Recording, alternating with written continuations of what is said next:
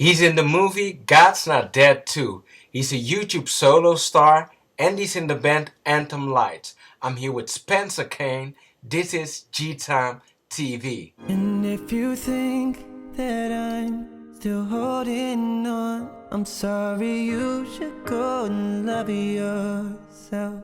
So Spencer, you have a solo career and you're in the band Anthem Lights.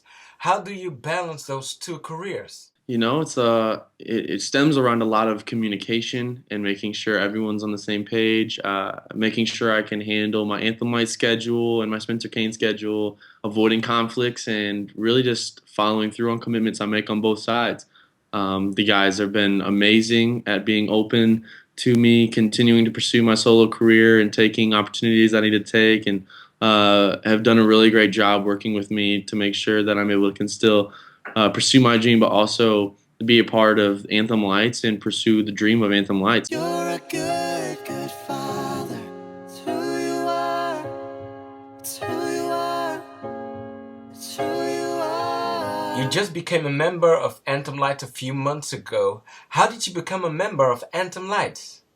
A year basically from this month ago, like in 2015 November, I got a text from Caleb in the band randomly. I don't know how I got my number, or I didn't at the time. He actually knew a producer, a friend of mine that we were mutual friends with, and texted me. He said, "Hey, you don't know me, but I'm Caleb Graham. I'm a part of Anthem Lights, and we have a member leaving, stepping away to pursue movies and acting, and basically just pursue a different career path, and we need to replace him with someone, and we were curious if you'd be interested in looking at what that looks like."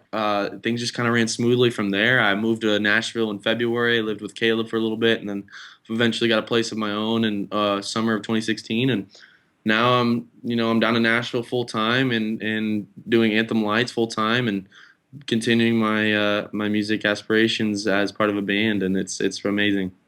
This is living now.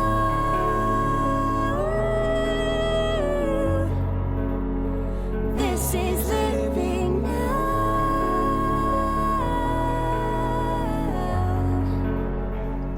So you cover secular songs and Christian songs.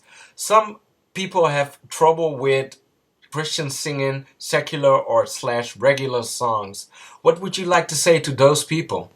I think just the same as a lawyer or a plumber or a fast food worker, just the same as them kind of doing their job and trying to bring an income to support their family.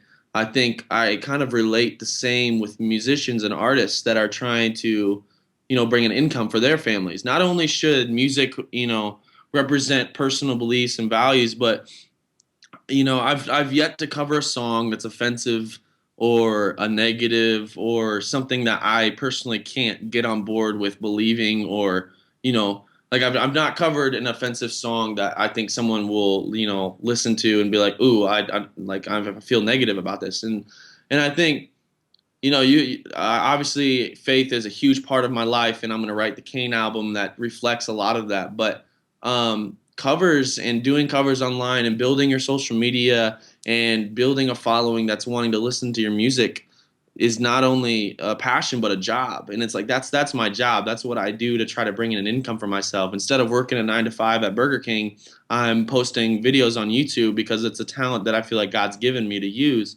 And not only am I going to try to reflect that talent as like honoring the Lord of like, thank you for this talent, or thank you for this ability or these opportunities that you've given me, but like I need to pay bills, And there's a very very good opportunity to make money through covers and through doing songs that people will know and want to see your interesting rendition of it. And sometimes just covering Christian songs won't get your audience as wide. And I don't think it's a matter of trying to be famous or trying to have all the fame and all the people know your name. It's strictly just trying to make a living, do it in an honorable way. And not only will I honor the Lord by doing that, but I'm going to work my butt off to try to, make sure that people will hear my song and make sure that my talent that God's given me has been heard and been noticed. And so I hope that kind of answers the question. I know that's a really sticky and rough question that a lot of people and a lot of Christians struggle with is, you're doing something that's of the world, that's of mainstream, that's not of God. It doesn't directly praise Jesus. And it's the same. You could say the same thing of like, well, did that lawyer defending that dude directly praise Jesus the entire time he defended him to the judge, or did that dude make your burger at McDonald's through the name of Jesus? Like, I mean, he's just trying to make a living. And I think music is such a sensitive and emotionally driven topic that it's a passion subject for a lot of Christians. And I think that there's a wave of people like Anthem Lights and myself and friends of mine that are slowly starting to change that, but it's going to take a while. You don't know the half of the abuse. All my friends are heathens, take it slow. Take it slow. You released your solo album Kane with a pop EDM sound. Can you tell me the concept of the album?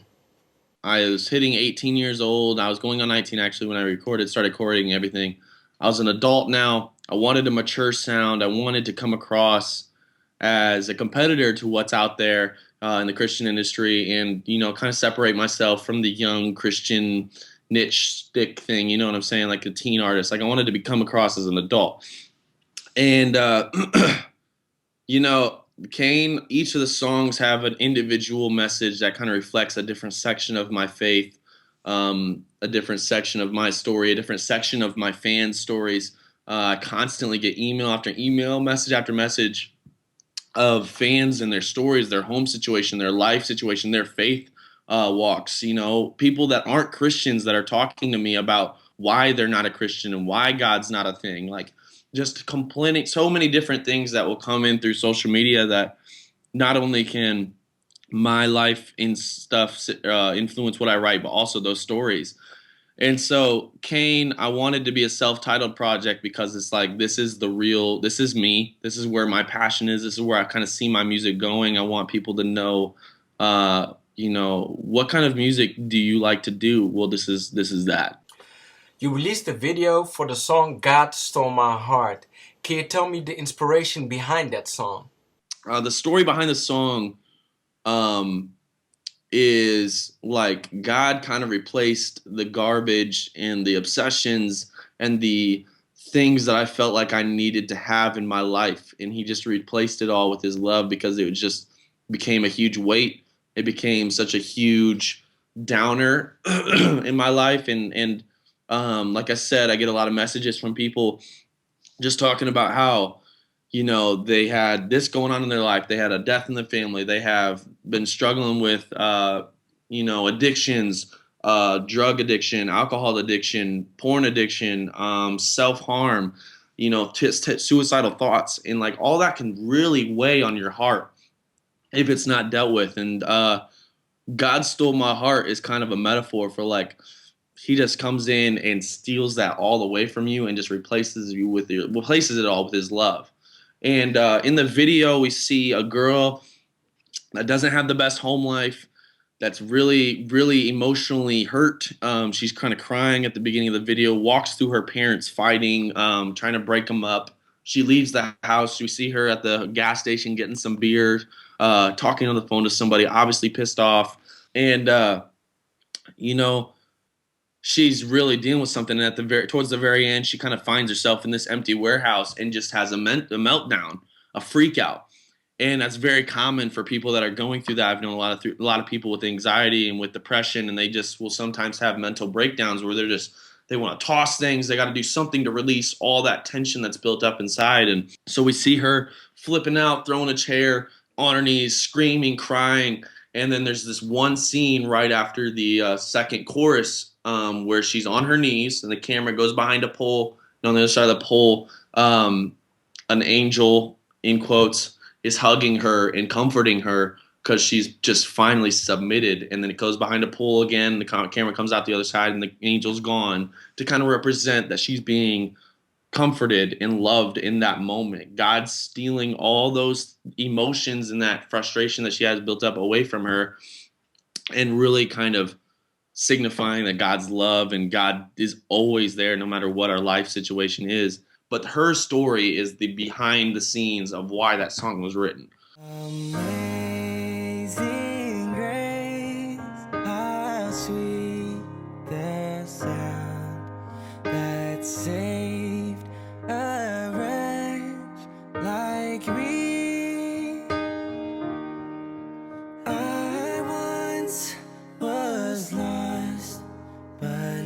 Hymns 2 is like one of the best watched videos of Anthem Lights. It's received like more than 1 million hits. Did you expect that success for the hymns?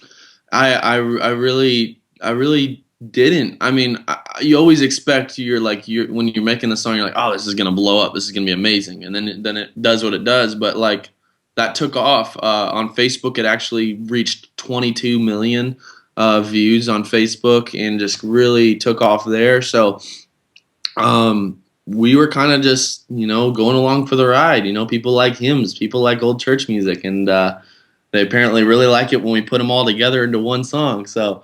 I don't know. I don't think we had an expectation. I think we were kind of putting things out and going with the flow. We're very chill, and we like to just take things as they come in, and that's kind of how we go. People killing, people dying, children hurt and you hear them crying. Can you practice what you preach, or would you turn the other cheek? You guys did a mashup Peace and Love medley. Can you tell me why you guys released that song in such a difficult time in the United States right now? When you log onto Facebook and it's just negativity on top of negativity, and people are dividing, and there's hatred, there's pure hatred from people because you don't believe the same, you don't think the same, you don't walk the same life. Like, it's just the sadness that can come from that, and seeing that is just so much sometimes. And the guys and we all felt so passionate about trying to use our platform to kind of shed a little love on this whole situation in this time in our country, and with 2016 having so many major critical outbreaks of murders, riots, things happening in this country that it's sometimes have gotten out of control. We wanted to put together something that could spread a little peace and love. Basically what our medley is. We took all the songs that have been pretty much social songs throughout the past few years that really do a great job of encouraging and loving, and that's kind of why we did it. And it's Joey's favorite one we've done. He said that in plenty of interviews, and I kind of agree with him. It's one of my favorites as well. It's just we did our part with our platform, and hopefully we made a difference somewhere. Here's my heart, Lord, take and seal it for thy courts above. So you guys just did a crowdfunding for the album Payton Skies that will be released in 2017. What will the album sound like? The sound of the album is going to be very authentic, very real, similar to our covers, maybe a little more production to them, but nothing too like over the top, nothing too overproduced. It's not going to be, crazy pop EDM things. Like, it's going to be very authentic and real. And a thing we told a lot in our Kickstarter was it's going to be honest, and it's going to be. It's going to be reflective of our life situations. It's going to be reflective of where we're at. There's 4 different lives we have to get across in one album because there's 4 of us, Chad has his own path, Caleb has his own path, Joey has his own path, and I have my own path. How do we make all of those come together to make one solid album? And, it's going to be real. It's going to be honest. It's going to be enjoyable to listen to. It's going to be smooth. And, it's going to be an easy listen, but like a great listen. Like, we want people to really feel it and connect with our songs. And, whatever that means is whatever it's going to mean. I don't think we have we're not afraid of doing something, but we're not going to go crazy with it. Like, we're open-minded, but we have an idea.